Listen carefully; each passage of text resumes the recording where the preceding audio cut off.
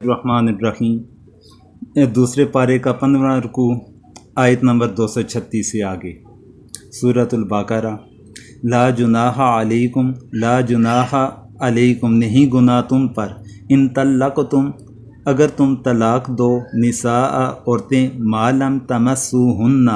جو نہ تم نے انہیں ہاتھ لگایا، او تفریضو، یا مقرر کیا، لہن، ان کے لیے، فریضۃً، مہر، ومتعوہن، اور انہیں خرچ دو، علی الموسع، خوشحالی پر، قدرہ، اس کی حیثیت، وعلی، اور پر، مقتر، تنگ دست، قدرہ، اس کی حیثیت، متاعاً، خرچ، بالمعروف، دستور کے مطابق، حقاً، لازم، علی المحسنین، نیکوکاروں پر۔ لا جناح علیکم، کچھ گناہ نہیں تمہارے اوپر، ان طلقتم النساء، اگر طلاق دو تم عورتوں کو، ما لم تمسوہن، اس وقت کہ ان کو ہاتھ بھی نہ لگایا ہو، او تفریضوا لہن فریضہ، یا اور نہ مقرر کیا ہو ان کے لیے کچھ مہر، ومتعوہن، اور ان کو کچھ خرچ دو، علی الموسع قدرہ، وعلی المقتر قدرہ، مقدور والے پر اس کے موافق ہے، اور تنگی والے پر اس کے موافق، متاعاً بالمعروف، جو خرچ کرے قاعدے کے موافق، حقاً علی المحسنین، لازم ہے نیکی کرنے والوں پر۔ اگلی آیت کریمہ 237، وَإِن طَلَّقْتُمُوهُنَّ، اور اگر تم انہیں طلاق دو، من قبلی، پہلے، ان تمسوہن، انہیں ہاتھ لگاؤ، وقد فرضتم، اور تم مقرر کر چکے، لہن، ان کے لیے، فریضۃً، مہر، فنصف، تو نصف، ما فرضتم، جو تم نے مقرر کیا، الا، سوائے، ان یعفون، یہ کہ وہ معاف کر دیں، او یعفو، یا معاف کر دے، الذی، وہ، بیدہ، جس کے ہاتھ میں، عقدۃ النکاح، نکاح کی گرہ، وَأَن تَعْفُوا، اور اگر تم معاف کر دو، اقرب، زیادہ قریب، للتقویٰ، پرہیزگاری کے، وَلَا تَنسَوْا، اور نہ بھولو، فضلَ، احسان کرنا، بینکم، باہم، ان اللہ، بے شک اللہ، بما تعملون، اس سے جو تم کرتے ہو، بصیر، دیکھنے والا ہے۔ وَإِن طَلَّقْتُمُوهُنَّ مِن قَبْلِ أَن تَمَسُّوهُنَّ، اور اگر طلاق دو ان کو ہاتھ لگانے سے پہلے، وَقَدْ فَرَضْتُمْ لَهُنَّ فَرِيضَةً، اور ٹھہرا چکے تھے تم ان کے لیے مہر، فَنِصْفُ مَا فَرَضْتُمْ، تو ان کے لیے مہر تو لازم ہوا آدھا اس کا جو تم مقرر کر چکے تھے، الا ان یعفون، او یعفو الذی بیدہ عقدۃ النکاح، مگر یہ کہ درگزر کریں عورتیں، یا درگزر کرے وہ شخص کہ اس کے اختیار میں ہے گرہ نکاح کی، وَأَن تَعْفُوا أَقْرَبُ لِلتَّقْوَىٰ، اور تم مرد درگزر کرو تو قریب ہے پرہیزگاری کے، وَلَا تَنسَبُوا الْفَضْلَ بَيْنَكُمْ، اور نہ بھلا دو احسان کرنا آپس میں، ان اللہ بما تعملون بصیر، بے شک اللہ جو کچھ تم کرتے ہو خوب دیکھتا ہے۔ اب ان دو آیات کریمہ کے اندر اللہ تبارک و تعالیٰ نے صحبت اور اس کے حق مار کے متعلق کچھ احکامات کا تذکرہ فرمایا۔ تو طلاق کی، مہر اور صحبت کے لحاظ سے دیکھا جائے تو 4 صورتیں بن سکتی ہیں۔ ان میں سے 2 کا حکم ان 2 آیات کریمہ کے اندر اللہ تبارک و تعالیٰ نے بیان فرمایا۔ ایک یہ کہ حق مار مقرر نہ ہو، اور نہ ہی خامند اور بیوی کے درمیان صحبت و خلوت صحیحہ قائم ہوئی ہو۔ پھر دوسری صورت یہ ہے کہ مہر تو مقرر ہو لیکن صحبت و خلوت کی نوبت نہ آئی ہو۔ یہ 2 صورتیں بن گئیں، جن 2 صورتوں کا تذکرہ ان 2 آیات کریمہ کے اندر آیا۔ پھر تیسری صورت یہ ہے کہ حق مار بھی مقرر ہو اور صحبت کی نوبت بھی آئی ہو، تو اس کے اندر جو حق مار مقرر کیا گیا ہوگا وہ پورا دینا ہوگا، اور یہ حکم قرآن مجید میں دوسرے مقام پر اللہ تبارک و تعالیٰ نے بیان فرمایا۔ اور چوتھی صورت یہ ہے کہ حق مار معین نہ کیا اور صحبت یا خلوت کے بعد طلاق دی تو ایسی صورت کے اندر مار مثل دینا ہوگا، یعنی جو اس عورت کی قوم میں رواج ہے اس کا بیان بھی ایک دوسرے مقام پر اللہ تبارک و تعالیٰ نے فرما دیا۔ اب پہلی جو دو صورتیں بیان کی گئی کہ صحبت و خلوت وہ قائم نہ ہوئی تو اس صورت کے اندر حق مار اگر مقرر کیا گیا تو اس صورت کے اندر کیا حکم ہے، یا پھر حق مار اگر مقرر نہ کیا گیا تو اس صورت کے اندر کیا حکم ہے، اس کا تذکرہ ان دو آیات کے اندر اللہ تعالیٰ نے بیان فرمایا۔ تو اس کی وضاحت اس طرح کرتا چلوں کہ اس میں پہلی صورت کا حکم یہ ہے کہ مار کچھ واجب نہیں، اگر انہوں نے خلوت صحیحہ یا صحبت یہ قائم نہ ہو سکی اور حق مار بھی مقرر نہ تھا تو ایسی صورت کے اندر اس کے اوپر مرد کے اوپر حق مار کا کچھ بھی حصہ واجب نہیں ہوگا، مگر خامند کے اوپر یہ چیز واجب ہے کہ وہ اپنے پاس سے عورت کو کچھ نہ کچھ دے دے، کم از کم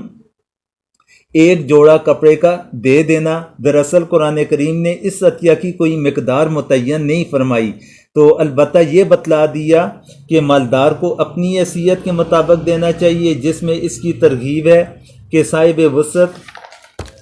اس میں تنگی سے کام نہ لے۔ تو حضرت حسن رضی اللہ تعالیٰ عنہ نے ایسے ہی ایک واقعے میں متعلقہ عورت کو 20,000 کا عطیہ عطا فرمایا تھا۔ اسی طرح قاضی شریح رحمۃ اللہ علیہ نے 500 درہم کا عطیہ عطا فرمایا تھا۔ حضرت عبداللہ بن عباس نے فرمایا کہ ادنا درجہ یہ ہے کہ ایک جوڑا کپڑے کا دے دیا جائے۔ اور دوسری صورت کا حکم یہ ہے کہ جس عورت کا حق مار نکاح کے وقت مقرر ہوا ہو اور اس کو صحبت یا خلوت صحیحہ سے پہلے طلاق دے دی ہو تو مقرر کیے ہوئے حق مار کا آدھا حصہ مرد کے ذمہ واجب ہوگا۔ البتہ اگر عورت معاف کر دے یا مرد پورا دے دے تو یہ اختیاری بات ہے، جیسا کہ اس آیت کریمہ کے اندر اللہ تعالیٰ نے فرمایا کہ الا ان یعفون او یعفو والذی بیدہ عقدۃ النکاح، اس سے یہ چیز ثابت ہوتی ہے۔ یہ صحبت اور حق مار کے لحاظ سے 4 صورتیں تھیں جن کی تفصیل کے ساتھ آپ کے سامنے وضاحت کر دی۔ تو پھر اگلی آیت کریمہ کے اندر اللہ تبارک و تعالیٰ فرماتے ہیں حافظوا علی الصلوات، حافظوا تم حفاظت کرو علی الصلوات نمازوں کی، والصلاۃ اور نماز، وسطی درمیانی، وقوموا اور کھڑے رہو، للہ اللہ کے لیے، قانتین فرما بردار، فإن خفتم پھر اگر تمہیں ڈر ہو، فریجالن تو پیادہ پا، او رکبانا یا سوار، فإذا پھر جب امنتم تم امن پاؤ، فاذکروا تو یاد کرو اللہ کو، کما علمکم جیسا کہ اس نے تمہیں سکھایا، ما لم تکونوا جو تم نہ تھے، تعلمون جانتے۔ حافظوا علی الصلوات والصلاۃ الوسطی خبردار رہو سب نمازوں سے اور بیچ والی نماز سے، وقوموا للہ قانتین اور کھڑے رہو اللہ کے آگے ادب سے، فإن خفتم فرجالا او رکبانا پھر اگر تم کو ڈر ہو کسی کا تو پیادہ پڑھ لو یا سوار، فإذا امنتم فاذکروا اللہ پھر جس وقت تم امن پاؤ تو یاد کرو اللہ کو، کما علمکم ما لم تکونوا تعلمون جس طرح کہ تم کو سکھایا ہے اللہ نے جس کو تم نہ جانتے تھے۔ تو اب ان 2 آیات کریمہ کے اندر اللہ تبارک و تعالیٰ نے نماز کے متعلق احکامات کا ذکر فرمایا اور خصوصیت کے ساتھ درمیانی نماز کا۔ تو درمیانی نماز کے حوالے سے مفسرین اکرام فرماتے ہیں اس سے مراد عصر کی نماز ہے، کیونکہ اس سے 2 نمازیں پہلے فجر اور ظہر کی یہ دن کی نمازیں ہوگی، پھر اس کے بعد کی 2 نمازیں مغرب اور عشاء کی وہ رات کی نمازیں آ گئیں، تو پھر درمیان کے اندر یہ نماز عصر کی نماز بنے گی۔